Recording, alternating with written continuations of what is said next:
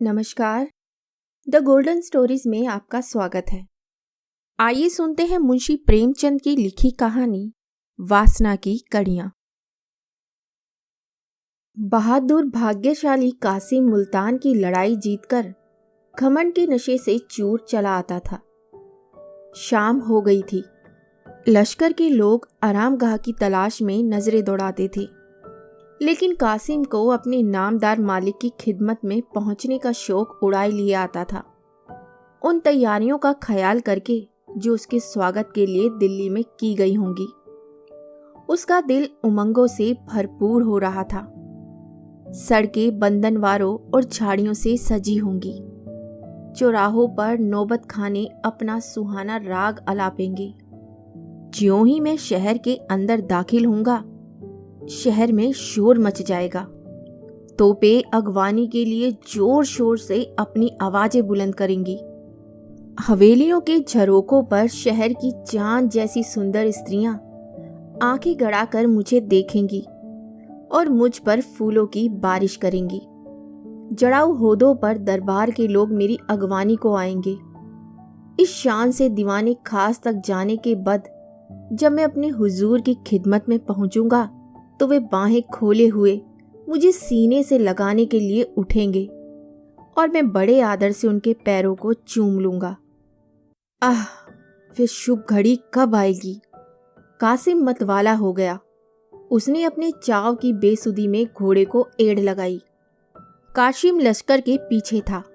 घोड़ा एड़ लगाते ही आगे बढ़ा। कैदियों का झुंड पीछे छूट गया। घायल सिपाहियों की डोलियां पीछे छूटी। सवारों का दस्ता पीछे रहा। सवारों के आगे मुल्तान के राजा की बेगमों और शहजादियों के पंसे और सुखपाल थे। इन सवारियों के आगे पीछे हथियारबंद ख्वाजा सराओं की एक बड़ी जमात थी। कासिम अपने रो में घोड़ा बढ़ाए चले आता था। यकायक उसे एक सजी हुई पालकी में से दो आंखें झांकती हुई नजर आई। कासिम ठिठक गया। उसे मालूम हुआ कि मेरे हाथों के तोते उड़ गए। उसे अपने दिल में एक कपकपी, एक कमजोरी और बुद्धि पर एक उन्माद सा अनुभव हुआ। उसका आसन खुद ब खुद ढीला पड़ गया। तनी हुई गर्दन झुक गई। नजरें नीची हुई। वह दोनों आंखें दो चमकते और नाचते हुए सितारों की तरह, जिनमें जादू का सा आकर्षण था, उसके आदिल के गोशे में बैठी। वे जिधर ताकता था वहीं दोनों उमंग की रोशनी में चमकते हुए तारे नजर आते थे। उसे बर्छी नहीं लगी, कटार नहीं लगी। किसी ने उस पर जादू नहीं किया, मंतर नहीं किया। नहीं, उसे अपने दिल में इस वक्त एक मजेदार बेसुधी, दर्द की एक लज्जत, मीठी मीठी सी एक कैफियत और एक सुहानी चुभन से भरी हुई रोने की सी हालत महसूस हो रही थी। उसका रोने को जी चाहता था। किसी दर्द की पुकार सुनकर शायद वे रो पड़ता, बेताब हो जाता। उसका दर्द का एहसास जाग उठा था, जो इश्क की पहली मंजिल है। क्षण भर बाद उसने हुक्म दिया, आज हमारा यही कयाम होगा। आधी रात गुजर चुकी थी। लश्कर के आदमी मीठी नींद सो रहे थे। चारों तरफ मशालें जलती थीं और तिलाचे के जवान जगह जगह बैठे जमाइयां लेते थे। लेकिन कासिम की आंखों में नींद न थी। वे अपने लंबे चौड़े पुरलुत्फ खेमे में बैठा हुआ सोच रहा था, क्या इस जवान औरत को एक नजर देख लेना कोई बड़ा गुनाह है? माना कि वे मुल्तान के राजा की शहजादी है और मेरे बादशाह अपने हरम को उससे रोशन करना चाहते हैं। लेकिन मेरी आरजू तो सिर्फ इतनी है कि उसे एक निगाह देख लूं, और वह भी इस तरह कि किसी को खबर ना हो, बस। और मान लो यह गुनाह भी हो तो मैं इस वक्त यह गुनाह करूंगा।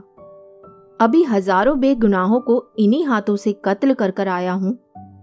क्या खुदा के दरबार में गुनाहों की माफी सिर्फ इसलिए हो जाएगी कि बादशाह के हुक्म से किए गए? कुछ भी हो, किसी नाजनीन को एक नजर देख लेना किसी की जान लेने से बड़ा गुनाह नहीं। कम से कम मैं ऐसा नहीं समझता। कासिम दिलदार नौजवान था। वे देर तक इस काम के नैतिक पहलू पर गौर करता रहा। मुल्तान को फतेह करने वाला हीरो दूसरी बाधाओं को क्यों ख्याल में लाता? उसने अपने खेमे से बाहर निकलकर देखा। बेगमों के खेमे थोड़ी ही दूर पर गड़े हुए थे। कासिम ने जानबूझकर अपना खेमा उसके पास लगाया था। इन खेमों के चारों तरफ कई मशालें जल रही थी और 5 हब्सी ख्वाजा सरा नंगी तलवारें लिए टहल रहे थे। कासिम आकर मसनद पर लेट गया और सोचने लगा, इन कमबख्तों को क्या नींद ना आएगी? और चारों तरफ इतनी मशालें क्यों जला रखी हैं? इनका गुल होना जरूरी है। इसलिए पुकारा, मसरूर। जी हुजूर, फरमाइए। मशाले बुझा दो, मुझे नींद नहीं आती। जी हुजूर की मर्जी। ख्वाजा सरा चला गया और एक पल में सब की सब मशालें गुल हो गईं। अंधेरा छा गया।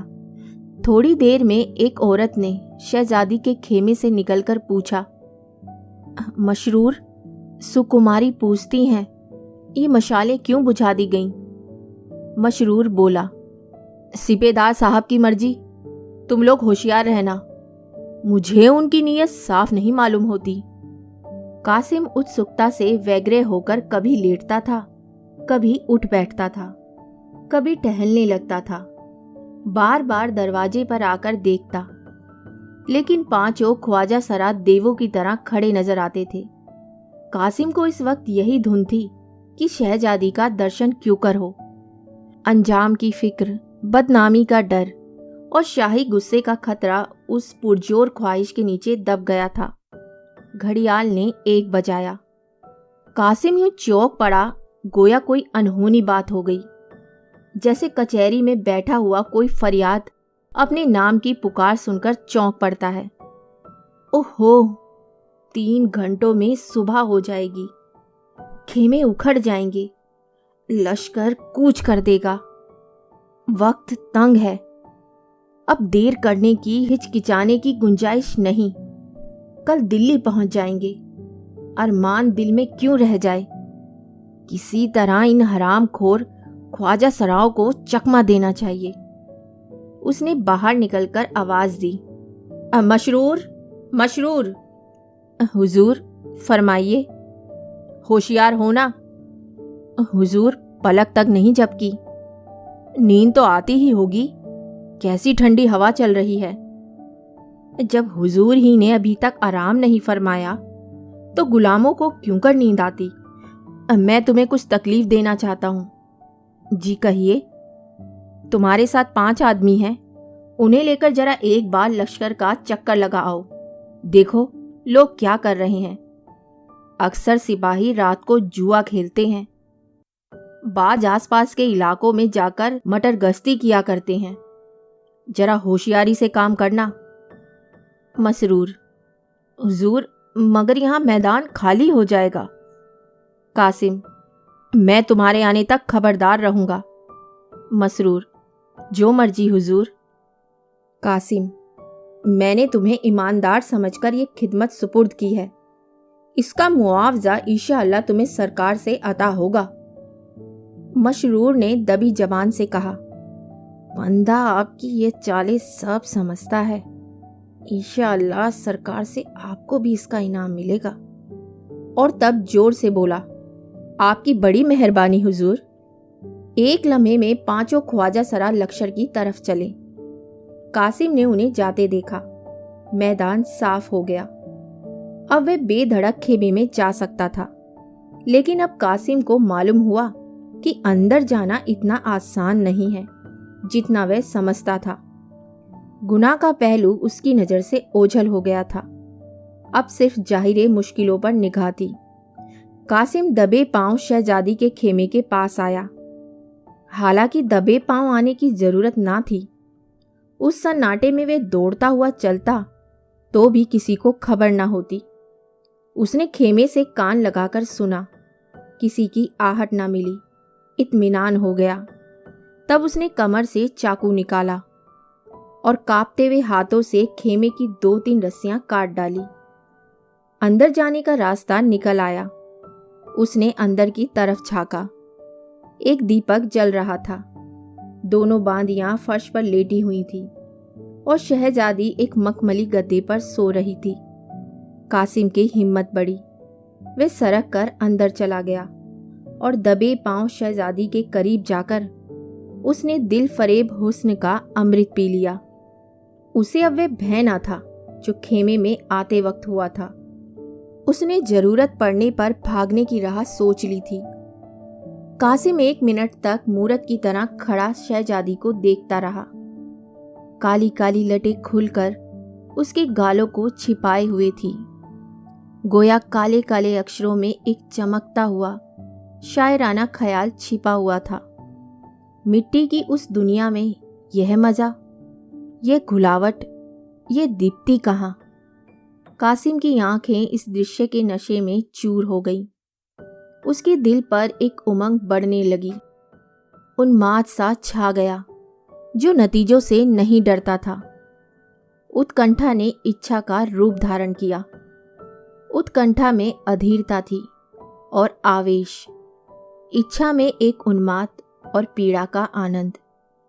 उसके दिल में इस सुंदरी के पैरों पर सर मलने की, उसके सामने रोने की, उसके कदमों पर जान दे देने की, प्रेम का निवेदन करने की, अपने गम का बयान करने की एक लहर सी उठने लगी। वह वासना के भंवर में पड़ गया। कासिम आधे घंटे तक उस रूप की रानी के पैरों के पास सर झुकाए सोचता रहा कि उसे कैसे जगाऊं। ज्यों ही वह करवट बदलती, वह डर के मारे थरथरा जाता। वह बहादुरी जिसने मुल्तान को जीता था, उसका साथ छोड़े देती थी। एकाएक कासिम की निगाह एक सुनहरे गुलाब पोश पर पड़ी जो करीब ही एक चौकी पर रखा हुआ था। उसने गुलाब पोश उठा लिया और खड़ा सोचता रहा कि शहजादी को जगाऊं या ना जगाऊं। सोने की डली पड़ी हुई देखकर हमें उसके उठाने में आगा पीछा होता है। वही इस वक्त उसे हो रहा था। आखिरकार उसने कलेजा मजबूत करके शहजादी के कांतिमान मुखमंडल पर गुलाब के कई छींटे दिए। दीपक मोतियों की लड़ी से सज उठा। शहजादी ने चौंक कर आंखें खोली और कासिम को सामने खड़ा देखकर फौरन मुंह पर नकाब खींच लिया और धीरे से बोली, मशरूर? कासिम ने कहा, मसरूर तो यहाँ नहीं है, लेकिन मुझे अपना एक अदना जाबाज खादिम समझिए। जो हुक्म होगा उसकी तालीम में बाल बराबर उज्र ना होगा। शहजादी ने नकाब और खींच लिया और खेमे के कोने में जाकर खड़ी हो गई। कासिम को अपनी वाक शक्ति का आज पहली बार अनुभव हुआ। वह बहुत कम बोलने वाला और गंभीर आदमी था। अपने हृदय के भावों को प्रकट करने में उसे हमेशा झिझक होती थी, लेकिन इस वक्त शब्द बारिश की बूंदों की तरह उसकी जबान पर आने लगे। गहरे पानी के बहाव में एक दर्द का स्वर पैदा हो जाता है। बोला, मैं जानता हूं कि मेरी ये गुस्ताखी आपकी नाजुक तबीयत पर नागवार गुजरी है। हुजूर, इसकी जो सजा मुनासिब समझें उसके लिए ये सर झुका हुआ है। मैं ही वह बदनसीब काले दिल का इंसान हूँ जिसने आपके बुजुर्ग बाप और प्यारे भाइयों के खून से अपना दामन नापाक किया है। मेरे ही हाथों मुल्तान के हजारों जवान मारे गए, सल्तनत तबाह हो गई, शाही खानदान पर मुसीबत आई और आपको ये शाह दिन देखना पड़ा। लेकिन इस वक्त आपका ये मुजरिम आपके सामने हाथ बांधे हाजिर है। आपके एक इशारे पर वे आपके कदमों पर न्यौछावर हो जाएगा और उसकी नापाक जिंदगी से दुनिया पाक हो जाएगी। मुझे आज मालूम हुआ कि बहादुरी के पर्दे में वासना आदमी से कैसे कैसे पाप करवाती है। ये महज लालच की आग है। राख में छिपी हुई सिर्फ एक कातिल जहर है, खुशनुमा शीशे में बंद। काश मेरी आंखें पहले खुली होती तो एक नामवर शाही खानदान यूं खाक में ना मिल जाता। पर इस मोहब्बत की शमा ने जो कल शाम को मेरे सीने में रोशन हुई, इस अंधेरे कोने को रोशनी से भर दिया। ये उन रूहानी जज्बात का फैज़ है जो कल मेरे दिल में जाग उठे, जिन्होंने मुझे लालच की कैद से आज़ाद कर दिया। इसके बाद कासिम ने अपनी बेकरारी और दर्दे दिल और वियोग की पीड़ा का बहुत ही करुण शब्दों में वर्णन किया, यहाँ तक कि उसके शब्दों का भंडार खत्म हो गया। अपना हाल कह सुनाने की लालसा पूरी हो गई, लेकिन वे वासना बंदी वहां से हिला नहीं। उसकी आरजुओं ने एक कदम और आगे बढ़ाया। मेरी इस राम कहानी का क्या हासिल? अगर सिर्फ दर्दे दिल ही सुनाना था तो किसी तस्वीर को सुना सकता था। यह तस्वीर इससे ज्यादा ध्यान से और खामोशी से मेरे गम की दास्तान सुनती। काश मैं भी इस रूप की रानी की मीठी आवाज सुनता, वह भी मुझसे कुछ अपने दिल का हाल कहती। मुझे मालूम होता कि मेरे इस दर्द के किस्से का उसके दिल पर क्या असर हुआ। काश मुझे मालूम होता कि जिस आग में मैं फूका जा रहा हूं, कुछ उसकी आंच उधर भी पहुंचती है या नहीं। कौन जाने ये सच हो कि मोहब्बत पहले माशूक के दिल में पैदा होती। ऐसा ना होता तो वे सब्र को तोड़ने वाली निगाह मुझ पर पड़ती ही क्यों? इस हुस्न की देवी की बातों में कितना लुत्फ आएगा। बुलबुल का गाना सुन सकता, उसकी आवाज कितनी दिलकश होगी, कितनी पाकीज़ा, कितनी नूरानी, अमृत में डूबी हुई। और जो कहीं वह भी मुझसे प्यार करती हो, तो फिर मुझसे ज्यादा खुशनसीब दुनिया में और कौन होगा? इस ख्याल से कासिम का दिल उछलने लगा। रगों में एक हरकत सी महसूस हुई। इसके बावजूद कि बांदियों के जग जाने और मशरूर की वापसी का धड़का लगा हुआ था, आपसी बातचीत की इच्छा ने उसे अधीर कर दिया। बोला, हुस्न की मलिका, ये जख्मी दिल आपकी इनायत की नज़र का मोहताज है, कुछ उसके हाल पर रहम कीजिएगा। शहजादी ने नकाब की ओर से उसकी तरफ देखा और बोली, जो खुद रहम का मोहताज हो, वे दूसरों के साथ क्या रहम कर सकता है? कैद में तड़पते हुए पंछी से, जिसके ना बोल हैं ना पर, खाने की उम्मीद रखना बेकार है। मैं जानती हूँ कि कल शाम को दिल्ली के जालिम बादशाह के सामने बांदियों की तरह हाथ बांधे खड़ी रहूंगी। मेरी इज्जत, मेरे रुतबे और मेरी शान का दारोमदार खानदानी इज्जत पर नहीं, बल्कि मेरी सूरत पे होगा। नसीब का हक पूरा हो जाएगा। कौन ऐसा आदमी है जो इस जिंदगी की आरजू रखेगा? मुल्तान की शहजादी आज एक जालिम, चालबाज, पापी आदमी की वासना का शिकार बनने पर मजबूर है। जाइए, मुझे मेरे हाल पर छोड़ दीजिए। मैं बदनसीब हूँ। ऐसा ना हो कि मेरे साथ आपको भी शाही गुस्से का शिकार बनना पड़े। दिल में कितनी ही बातें हैं, मगर क्यों कहूँ? क्या हासिल? इस भेद का भेद बना रहना ही अच्छा है। आप में सच्ची बहादुरी और खुददारी है। आप दुनिया में अपना नाम पैदा करेंगे, बड़े बड़े काम करेंगे। खुदा आपके इरादे में बरकत दे। यही इस आफत की मारी हुई औरत की दुआ है। मैं सच्चे दिल से कहती हूँ कि मुझे आपसे कोई शिकायत नहीं। आज मुझे मालूम हुआ कि मोहब्बत बैर से कितनी पाक होती है। वह उस दामन में मुँह छिपाने से भी परहेज नहीं करती जो उसके अजीजों के खून से लिथड़ा हुआ हो। ये कमबख्त दिल उबला पड़ता है। अपने कान बंद कर लीजिए। वह अपने आपे में नहीं है। उसकी बातें ना सुनिए। सिर्फ आपसे यही विनती है कि इस करीब को भूल ना जाइएगा। मेरे दिल में उस मीठे सपने की याद हमेशा ताज़ा रहेगी। हरम की कैद में यही सपना दिल को तस्कीन देता रहेगा।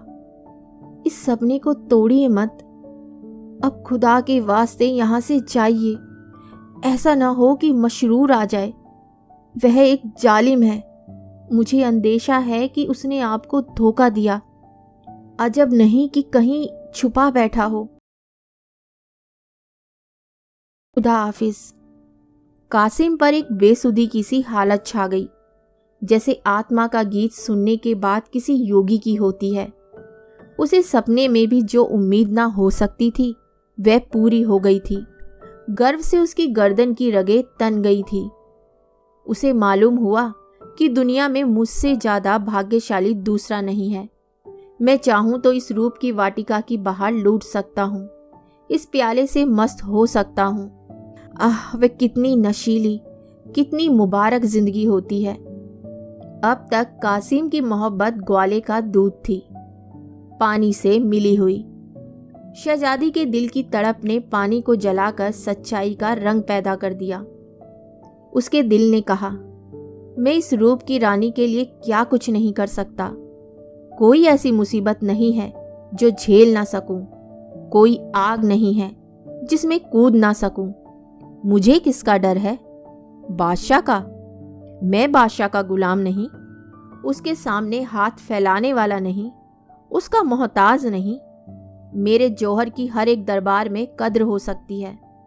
मैं आज इस गुलामी की जंजीर को तोड़ डालूंगा और उस देश में जा बसूंगा जहां बादशाह के फरिश्ते भी पर नहीं मार सकते।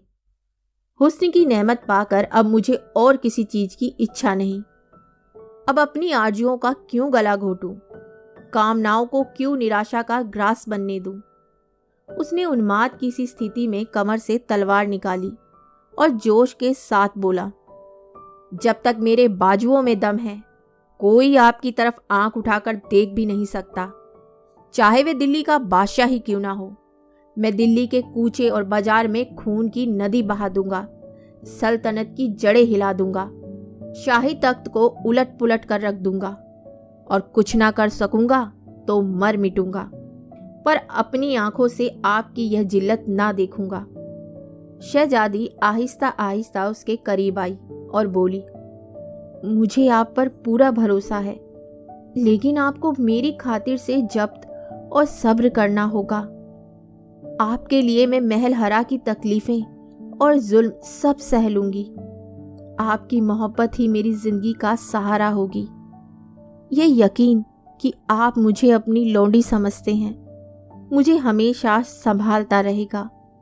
कौन जाने तकदीर हमें फिर मिलाए या ना। कासिम ने अकड़ कर कहा, आप दिल्ली जाएं ही क्यों? हम सुबह होते होते भरतपुर पहुंच सकते हैं। शहजादी, मगर हिंदुस्तान के बाहर तो नहीं जा सकते। दिल्ली की आंख का कांटा बनकर मुमकिन है हम जंगलों और वीरानों में जिंदगी के दिन काटें, पर चैन नसीब ना होगा। असलियत की तरफ से आंखें ना बंद कीजिए। खुदा ने आपको बहादुरी दी है, पर तेगे इस फानी भी तो पहाड़ से टकराकर टूट ही जाएगी। कासिम का जोश कुछ धीमा हुआ। भ्रम का पर्दा नजरों से हट गया। कल्पना की दुनिया में बढ़ चढ़कर बातें करना आदमी का गुण है। कासिम को अपनी बेबसी साफ दिखाई पड़ने लगी। बेशक ये मेरी बातें मजाक की चीज हैं। दिल्ली के शाह के मुकाबले में मेरी क्या हस्ती है? उनका एक इशारा मेरी हस्ती को मिटा सकता है। हसरत भरे लहजे में बोला, मान लीजिए हमको जंगलों और वीरानों में ही जिंदगी के दिन काटने पड़े तो क्या? मोहब्बत करने वाले अंधेरे कोने में भी चमन की सैर का लुत्फ उठाते हैं। मोहब्बत में वे फकीरों और दरवेशों जैसा अलगाव है जो दुनिया की नेमतों की तरफ आंख उठाकर भी नहीं देखता। शहजादी, मगर मुझसे ये कब मुमकिन है कि अपनी भलाई के लिए आपको इन खतरों में डालूं? मैं शाही दिल्ली के जुल्मों की कहानियां सुन चुकी हूं। उन्हें याद करके रोंगटे खड़े हो जाते हैं। खुदा वे दिन ना लाए कि मेरी वजह से आपका बाल भी बाका हो। आपकी लड़ाइयों के चर्चे, आपकी खैरियत की खबरें उस कैद में मुझको तस्कीन और ताकत देंगी। मैं मुसीबतें झेलूंगी और हंस हंस कर आग में जलूंगी और माथे पर बल ना आने दूंगी। हाँ, मैं शाही दिल्ली के दिल को अपना बनाऊंगी, सिर्फ आपकी खातिर से, ताकि आपके लिए मौका पड़ने पर 2-4 अच्छी बातें कह सकूं। लेकिन कासिम अब भी वहां से ना हिला। उसकी आरजुएं उम्मीद से बढ़कर पूरी होती जाती थी, फिर हवस भी उसी अंदाज से बढ़ती जाती थी। उसने सोचा, अगर हमारी मोहब्बत की बहार सिर्फ कुछ लम्हों की मेहमान है, तो फिर उन मुबारकबाद लम्हों को आगे की चिंता से क्यों बेमजा करें। अगर तकदीर में इस हुस्न की नेमत को पाना नहीं लिखा है, तो इस मौके को हाथ से क्यों जाने दूं। कौन जाने फिर मुलाकात हो या ना हो, या मोहब्बत रहे या ना रहे। बोला, शहजादी, अगर आपका यही आखिरी फैसला है, तो मेरे लिए सिवाय हसरत और मायूसी के और क्या चारा है। दुख होगा, कुड़ूंगा, पर सब्र करूंगा। अब एक दम के लिए यहाँ आकर मेरे पहलू में बैठ जाइए, ताकि इस बेकरार दिल को तस्कीन हो। आइए, एक लम्हे के लिए भूल जाएं कि जुदाई की घड़ी हमारे सर पर खड़ी है। कौन जाने ये दिन कब आए। शानो शौकत गरीबों की याद भुला देती है। आइए आइए, एक घड़ी मिलकर बैठें। अपनी जुल्फों की अम्बरी खुशबू से इस जलती हुई रूह को तरावट पहुंचाइए। ये बाहें गले की जंजीर बन जाएं। अपने बिल्लोर जैसे हाथों से प्रेम के प्याले भर भर कर पिलाइए। सागर के ऐसे दौर चलें कि हम छक जाएं। दिलों पर सुरूर का ऐसा गाढ़ा रंग चढ़े जिस पर जुदाई की तुर्शियों का असर ना हो। वे रंगीन शराब पिलाइए जो इस झुलसी हुई आरजुओं की खेती को सींच दे, और ये रूह की प्यास हमेशा के लिए बुझ जाए। मई अगवानी के दौर चलने लगे। शहजादी की बिलोरी हथेली में सुर्ख शराब का प्याला ऐसा मालूम होता था जैसे पानी की बिलोरी सतह पर कमल का फूल खिला हो। कासिम दीनों दुनिया से बेखबर प्याले पर प्याले चढ़ाता जाता था, जैसे कोई डाकू लूट के माल पर टूटा हुआ हो। यहाँ तक कि उसकी आंखें लाल हो गई, गर्दन झुक गई, पी पी कर मदहोश हो गया। शहजादी की तरफ वासना भरी आंखों से ताकता हुआ बाहें खोले बढ़ा कि घड़ियाल ने 4 बजाए और कूच के डंके की दिल छेद देने वाली आवाजें कान में आई। बाहें खुली की खुली रह गईं। लोंडियां उठ बैठी। शहजादी उठ खड़ी हुई और बदनसीब कासिम दिल की आरजुएं लिए खेमे से बाहर निकला, जैसे तकदीर के फौलादी पंजे ने उसे ढकेल कर बाहर निकाल दिया हो। जब अपने खेमे में आया तो दिल आरजुओं से भरा हुआ था। कुछ देर बाद आरजुओं ने हवस का रूप भरा और बाहर निकला तो दिल हसरतों से पामाल था। हवस का मकड़ी जाल उसकी रूह के लिए लोहे की जंजीर बना हुआ था। शाम का सुहाना वक्त था। सुबह की ठंडी ठंडी हवा से सागर में धीरे धीरे लहर उठ रही थी। बहादुर किस्मत का धनी कासिम मुल्तान के मोर्चे को सर करके गर्व की मदिरा पिए उसके नशे में चूर चला आता था। दिल्ली की सड़कें बंधनवारों और झड़ियों से सजी हुई थी। गुलाब और केवड़े की खुशबू चारों तरफ उड़ रही थी। जगह जगह नौबत खानों ने अपना सुहाना राग गाया। तोपों ने अगवानी की घनगरज सदाएं बुलंद की। ऊपर झरोकों में नगर की सुंदरियां सितारों की तरह चमकने लगी। कासिम पर फूलों की बरखा होने लगी। वे शाही महल के करीब पहुंचा तो बड़े बड़े अमीर उमरा उसकी आगवानी के लिए कतार बांधे खड़े थे। जिस शान से वे दीवाने खास तक पहुंचा, उसका दिमाग इस वक्त 7वें आसमान पर था। चाव भरी आंखों से ताकता हुआ बादशाह के पास पहुंचा और शाही तख्त को चूम लिया। बादशाह मुस्कुराकर तख्त से उतरे और बाहें खोले हुए कासिम को सीने से लगाने के लिए बढ़े। कासिम आदर से उनके पैरों को चूमने के लिए झुका कि यकायक उसके सिर पर एक बिजली सी गिरी। बादशाह का तेज खंजर उसकी गर्दन पर पड़ा और सर तन से जुदा होकर अलग जा गिरा। खून के फव्वारे बादशाह के कदमों की तरफ, तकत की तरफ और तकत के पीछे खड़े होने वाले मसरूर की तरफ लपके। गोया कोई झल्लाया हुआ आग का सांप है। घायल शरीर एक पल में ठंडा हो गया, मगर दोनों आंखें हसरत की मारी हुई दो मूर्तों की तरह देर तक दीवारों की तरफ ताकती रही।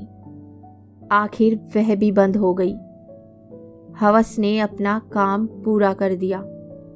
अब सिर्फ हसरत बाकी थी, जो बरसों तक दीवाने खास के दरो दीवार पर छाई रही और जिसकी झलक अभी तक कासिम के मज़ार पर घास फूस की सूरत में नजर आती हैं। कहानी सुनने के लिए धन्यवाद। तो दोस्तों, अभी आप सुन रहे थे मुंशी प्रेमचंद की लिखी कहानी वासना की कड़िया। वो कहते हैं ना दोस्तों, बुरे काम का बुरा नतीजा। मनुष्य द्वारा किया गया एक गलत काम उसकी सारी अच्छाइयों और सारे अच्छे कर्मों पर पानी फेर देता है, जो कि कासिम के साथ हुआ। इसलिए हमेशा अपने लालच को दबा कर रखें, उसे अपने ऊपर हावी ना होने दें, चाहे वो लालच पैसों से जुड़ा हो या वासना से। तो इसी के साथ मैं आपसे विदा लेती हूँ और कल फिर मिलती हूँ एक नई कहानी के साथ। तब तक के लिए अलविदा।